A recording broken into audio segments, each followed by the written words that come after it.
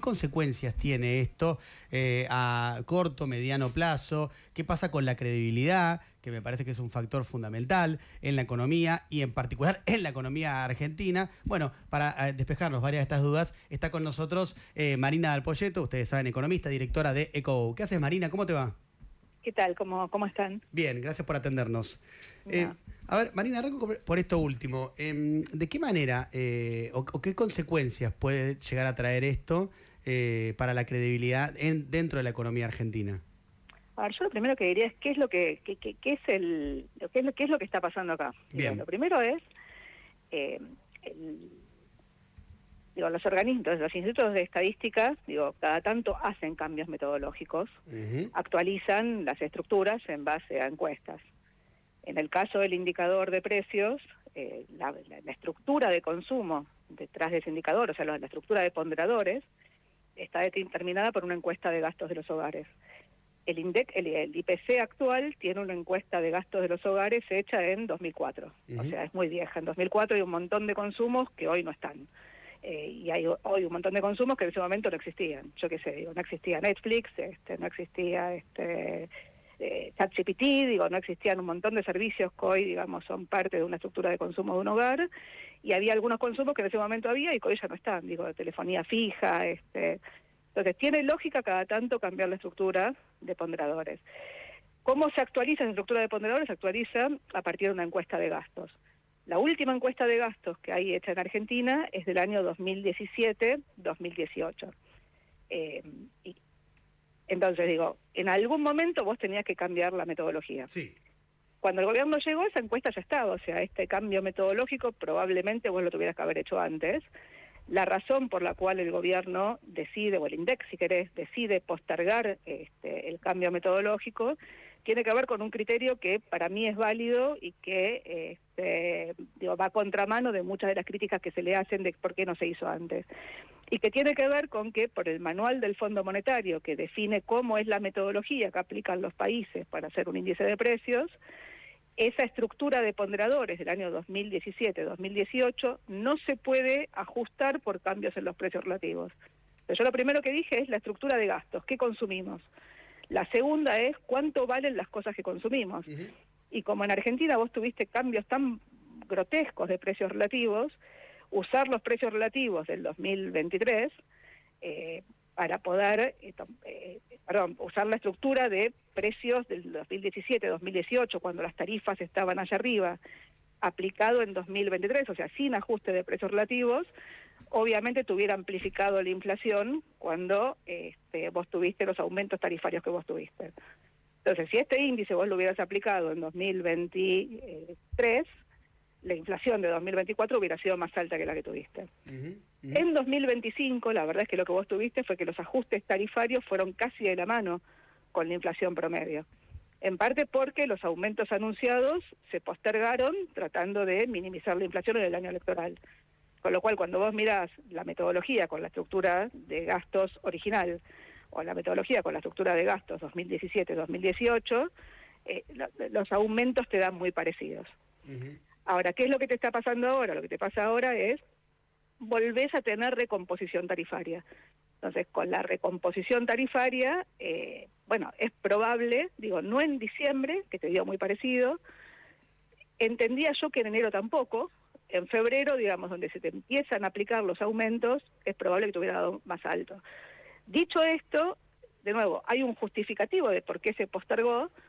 El punto es que en algún momento durante el año pasado, el INDEC le puso una fecha de publicación y la metió dentro del calendario. Entonces todos sabíamos que a partir del dato de enero que se publica en febrero, vos empezabas a jugar con una nueva metodología.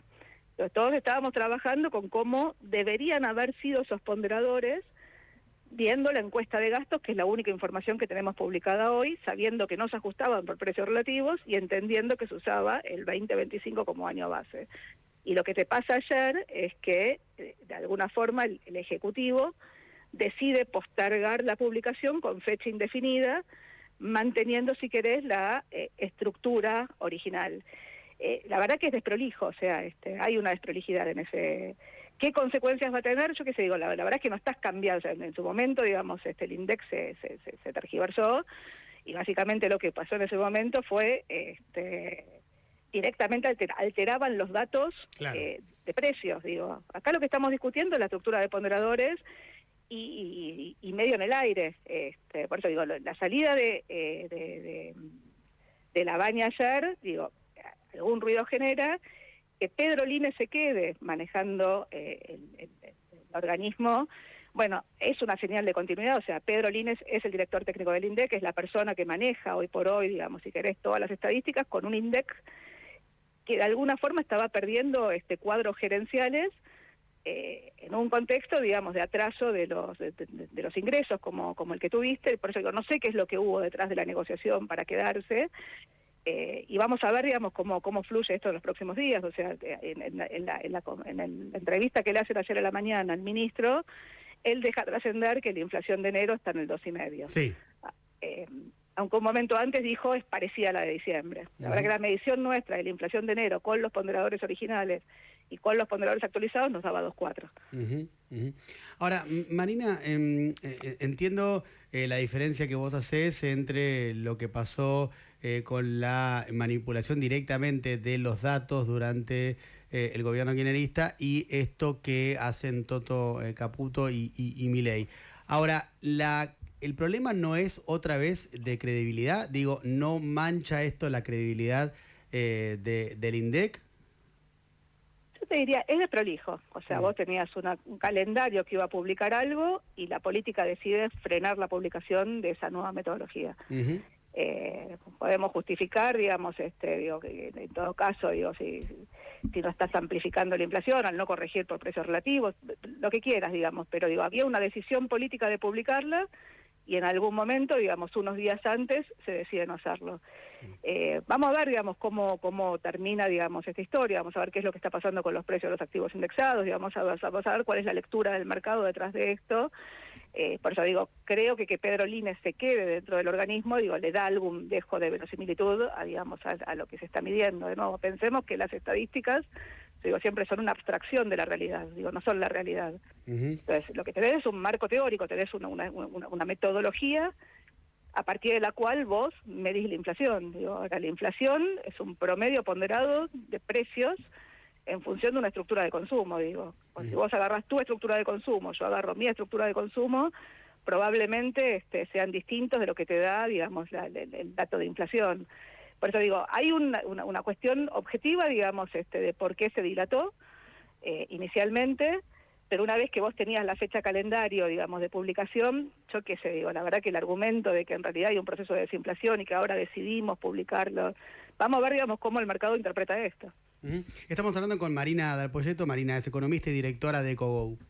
Marina, ¿cómo estás? Victoria Lipo te saluda.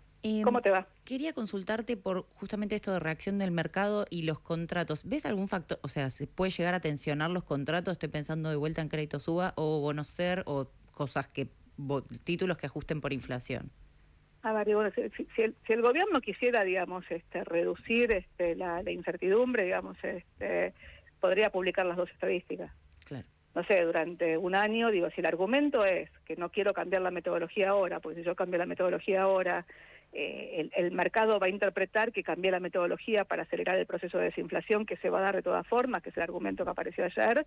Bueno, publico los dos índices durante un año, cosa que no se hace, o sea, cuando se hizo el cambio metodológico. Pasa que los últimos cambios metodológicos, digo, siempre estuvieron teñidos de algún ruido, digo.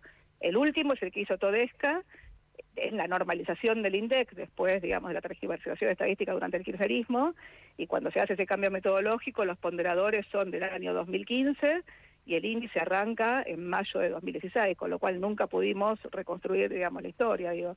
Y cuando vos mirás para atrás, los cambios metodológicos se hicieron medio de la noche a la mañana tratando de subsanar el despelote que había armado en su momento Moreno, digamos, cuando se hizo la intervención en 2007. Para atrás, si querés, el cambio que no tuvo, digo, ruido, o el cambio metodológico, digamos, puro que hubo entre dos metodologías fue cuando se cambió la base en el año 2001. y se puso la base en 1999. Ahí se hizo un cambio metodológico, lo que pasa es que era un contexto donde la economía no tenía inflación, digo, Claro. no, de hecho había deflación, digo, nadie estaba mirando el índice de precios en ese momento. Entonces digo, por definición los cambios metodológicos son, digamos, de nuevo, tienen detrás discusiones metodológicas, tienen, digo, objetivas, digamos, la discusión es objetiva. Vamos a ver, digamos, qué es lo que, por ejemplo, vamos a ver cómo se termina de digerir esto. Claro. Si quisieran dar certidumbre, podrían publicar los dos números en simultáneo. Lo que pasa es que, de nuevo, por eso digo, si vos hubieras hecho el cambio metodológico con el dato de diciembre, te doy unos números para que tengas una idea de lo que estamos hablando. Dale. Pues no estamos en el aire y no se entiende demasiado. Ujú. Dame un segundo. Sí, estamos hablando con Marina Del Poyeto, es economista, A ver, directora para que de tengan una Economía. idea, nosotros agarramos una estructura tomando los precios relativos, ¿no? Digamos, si vos agarrabas una canasta de servicios, gas, 98 metros cúbicos, ¿no? Electricidad, 300 kilowatts hora, digo, agua, ¿no? La factura de agua y transporte público, ¿no? Digamos, 2 viajes por día dentro del AMBA. Y vos mirabas esta factura, esta estructura de gastos de servicios. En el año 2001, diciembre de 2001, esto representaba el 15%, 14,8% de un salario promedio. Sí.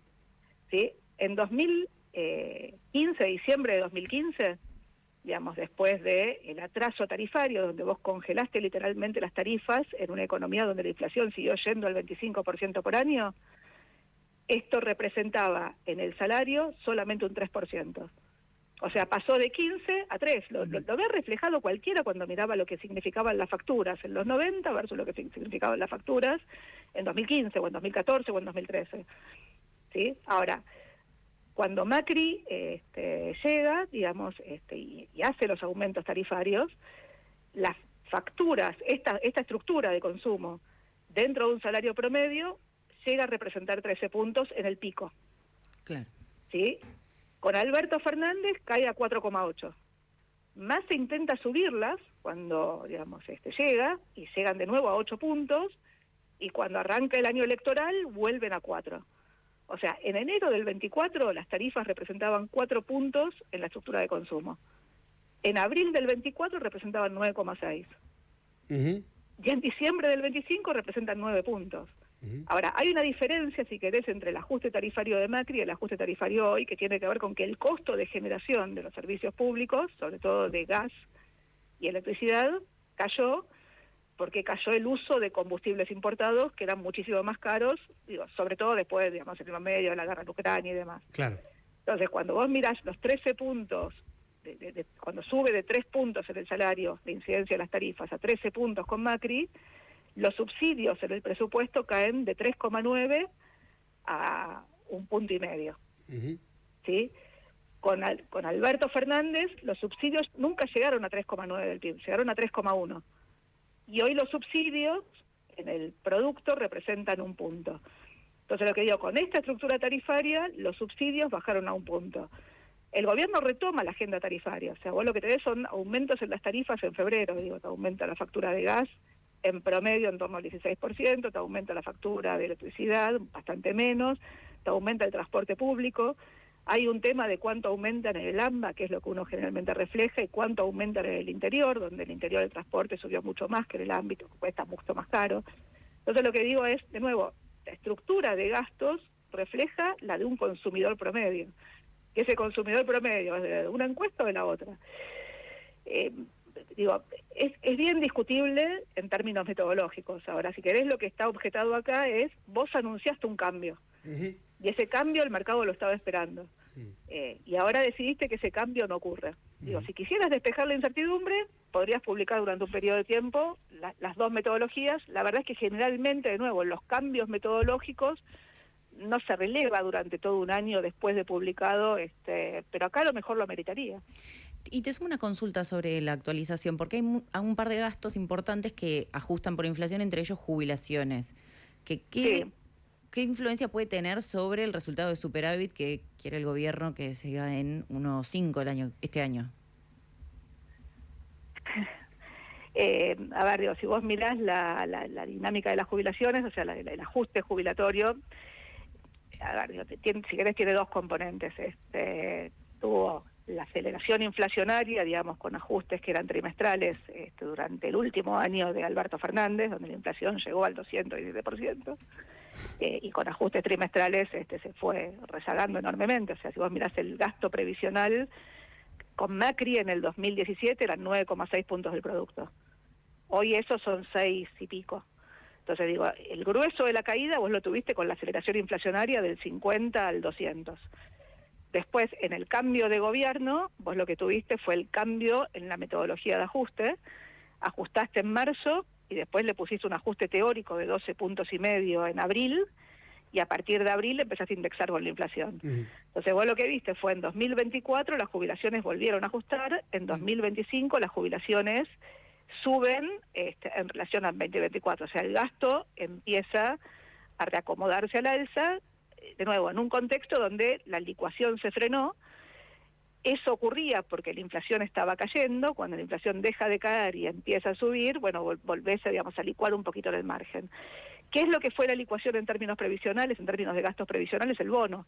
Vos dejaste congelado el bono en 70.000 pesos, entonces a los de la jubilación mínima, el ajuste que tienen sobre el haber que reciben, el que reciben en el recibo de la jubilación, ese ajuste está por debajo de la inflación.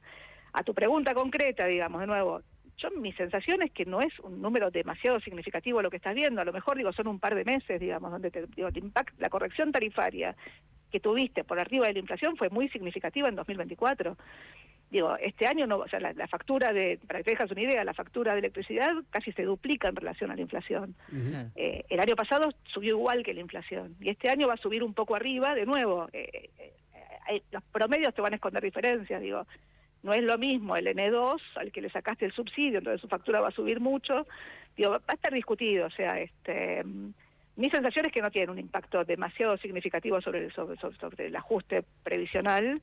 Creo que lo que estás básicamente acá es tratando de mantener la batalla narrativa, digo, respecto al esquema de desinflación. O sea, digo, claramente, digo, vos tuviste una caída en la inflación al 1 y pico, en el marco del acuerdo con el fondo, donde el gobierno trató de llevar el tipo de cambio al piso de la banda sin comprar dólares, y ahora está intentando comprar dólares manteniendo el tipo de cambio por debajo de la banda original, o sea, con una recomposición del tipo de cambio real respecto a lo que había sido el tipo de cambio real de mayo del año pasado, y el objetivo, de nuevo, es desinflar. Digo, si el tipo de cambio se mueve como se está moviendo ahora, es probable que la inflación caiga. Digo, con una metodología a lo mejor te caería un poco más que con la otra, pero digo, no hay una diferencia significativa en el